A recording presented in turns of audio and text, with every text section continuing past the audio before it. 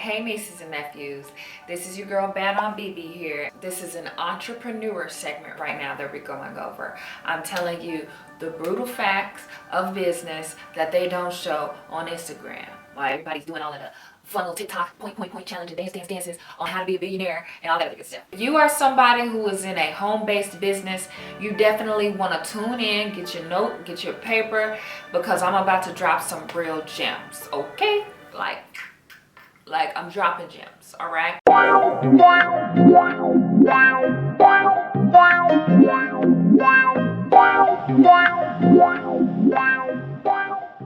Most people are making digital sales. It's a lot of people working from home. Beauty of making sales online as a business owner or an independent contractor, as the IRS says you are, they're able to track your sales a lot easier when they're online. This is when it gets real, my friends. This is when it gets real. Which brings me to my first mistake.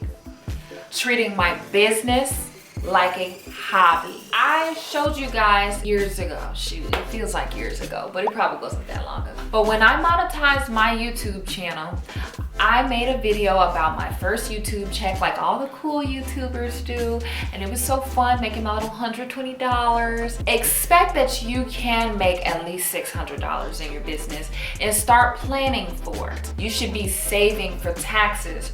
You should be setting up business accounts and business entities, which brings me to my next biggest mistake. I co-mingled my personal finances.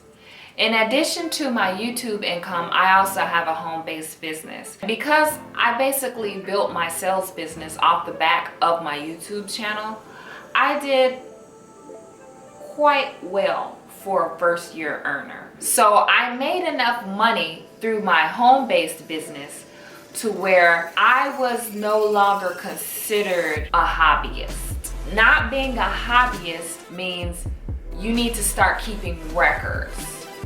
Now, this brings me to a big point. Just because you have a home-based business does not mean that you need to set up a business entity, but there are possible advantages to that.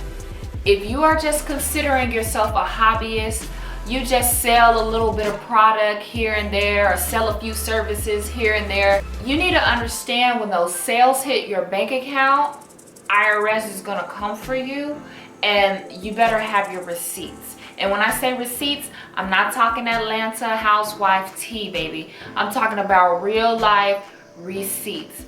Keep records of everything you do for your business. Even if you decide not to have a separate entity, you should have a separate bank account for your business. If you are saying, oh, I'm not gonna create a separate bank account because you're a hobbyist, all of your personal income that you spend on your products and that people give you, the commissions, the sales that you make, that people give you, is gonna go to your personal account. Therefore, when you get your 1099 from your company, from Google, YouTube, or whatever home-based business you have, you're going to be solely responsible for bringing those things to your accountant and saying, here, include also that I got this. You can ignore them 1099s, but the IRS ain't gonna ignore you, okay? If it's 3 people I don't want it with, it is with the I, the R, and the S, honey. But let me tell you this, honey. Let me sip some tea. The show has to go on. We're talking business right now. I put my entrepreneur hoodie on so y'all know what time it is. I'm somebody that knows that I want my business to get to the point where even though right now I have a 9-to-5, I know one day I won't have a 9-to-5. I will be self-employed, and therefore I'm going to need a business entity anyway. Having a business entity is really great for home-based businesses because, for one, at the end of the day, there are more tax breaks for big corporations and business owners than there are for employees, and that's how it is and that's how it will be. But on the bright side, if you're an American, tax laws can work for you too, but they work for business owners. Me as an entrepreneur, I know that having a business and being self-employed is what I want to do in the future. Therefore, I needed a business entity. But here's one of the mistakes I made. Picking an entity that was not the best for me at this time. For example, if you have an S Corp, You might think that you're going to get tax breaks, but the laws are different within every state. The person who set up my S Corp, I'm not going to go in. I didn't realize that Illinois taxed S Corps differently. And had I known that and known that I was still a small fish, like I made a little bit of money, but I'm far from a big fish in the business world. So had I known how much I might be biting off a little bit more than I can chew by having this entity set up my first year. And then there are things that come with it. You need to set up payroll. You need to do a lot more than what you've been doing, which as a independent business owner, like we call ourselves in my home-based business, you're already doing your marketing, you're already selling, you're already creating content. You're doing a lot on your own as it is. So having to think about payroll and business and paperwork and bookkeeping, that's adding more onto your list, which takes you from doing what you do best. In my case, selling. In my case, creating content. Before you even apply for a business entity, talk to an accountant and a lawyer. I will say that. Accountants are golden. They're gonna know what business entity you might need if you need anything. Talk to somebody before you spend your $100 to $500 or pay somebody to certify your business or pay somebody online. It might be biting off more than what you can chew. If you don't set your business up properly, you are gonna set yourself up for a world of problems when it's tax season. And I'm saying this from experience. Auntie did it, so you did not have to.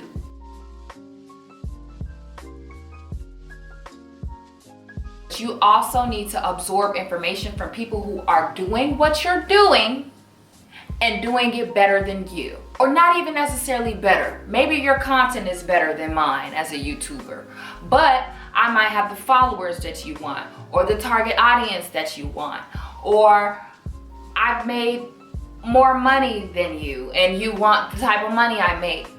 That will qualify me to be a listenable person to you if I have what you have. If you're in a network marketing company and you want to be a top 1% seller, I might be somebody you might want to be coached by or might want to learn a thing or two from or follow. But these are real things. When I've said this out loud to people, first people took it as, oh, she's being cocky. You can't listen to your family or your friends now. At the end of the day, if they don't have what I want, what am I listening to? If your parents knew what they were doing, you would know what you were doing. If the teachers knew what they were doing that are teaching these business classes, you would be a good business owner. But odds are you are where you are because of the same people who are going to be mad at you for not listening to them. Listen to people who have the results you want. The sooner you align with them, the sooner you will kill time that you will waste searching on YouTube for what to do. So reading all these books, trying to figure out what to do. The people who've done it can tell you boom, boom, bam. That's why a lot of these high up gurus charge so much for one-on-one coaching. Which brings me to another way I fumbled the bag. We get caught up in information overload, especially myself as somebody who's a YouTuber. I'm practically glued to social media. I'm practically glued to getting information on YouTube all the time. I'm always ingesting a bunch of different books, personal development videos, and listening to a bunch of gurus all the time. But the reality of the situation is this: you can't listen to everybody or everything. Your best bet is to, one, listen to professionals who are doing what you're doing. Emphasis on professional. And this is something my mentor told me about. She told me, research what it is you're talking about going in a business for at least 6 months before you do it. I've spent thousands of dollars on courses that I never applied myself to because I was so busy doing other things with my work. Doesn't mean I won't get back to them later eventually. But at the end of the day, that's $500, that's $1,000, $2,000. Could have been in my pocket, could have been in my investment account, could have been in my business. I need that money now. So when you're spending your money frivolously because you're so busy chasing the bag, you need to sit and do your research and honestly do some soul searching. That business model might be great and it might work, or that investment might be great and it might work, but it might not align with what you need to do. We have unlimited wants and we have limited resources. So be resourceful. The biggest way people fumble in business, myself included, is not being a boss. You have to mentally prepare yourself when you are coming out of a 9-to-5 job. I've been working since I was 16 years old. I work in a field, the same field my father has worked in for over 30 years. I am a worker and I come from working class. So that's all I know. I didn't know that doctors work for me, accountants work for me, lawyers work for me. The people I hire to do things for my business work for me. My clients, I choose who I work with. I choose who's going to call me at certain times. I choose what teammates are going to, or my team is going to talk to me at this time, what hours I'm going to work. Those are things that come with being a business owner that workers aren't used to. You'll be up till 3 a.m. pouring your cup out until it's empty because you just accept what people give you instead of realizing I have boundaries as a business owner. There might be times you might refund somebody their money and say, or you might tell a company, I don't want to work with you, and that's that. And that's okay. You have the right to do that, but you have to put your boss pants on. Like, for real. You cannot just take anything anybody gives you, and you have to tell people what you want. You don't just pay your money to say, hey, I want this done, and they say, oh no, but this is better. You don't tell the people you're hiring to do a job for your business, I want this and accept this. You're gonna have to learn not to be so nice, and you're gonna have to know exactly what you want, so you know what to ask of others. This comes with being a business owner, and it's hard because as a worker, we're so used to, I'm going to that job at 9 a.m. Monday through Friday. I'm gonna do what I'm told. I'm gonna do what I usually do. It's hard to get out of that pattern to, I have to make my own schedule. I have to schedule the time to call clients.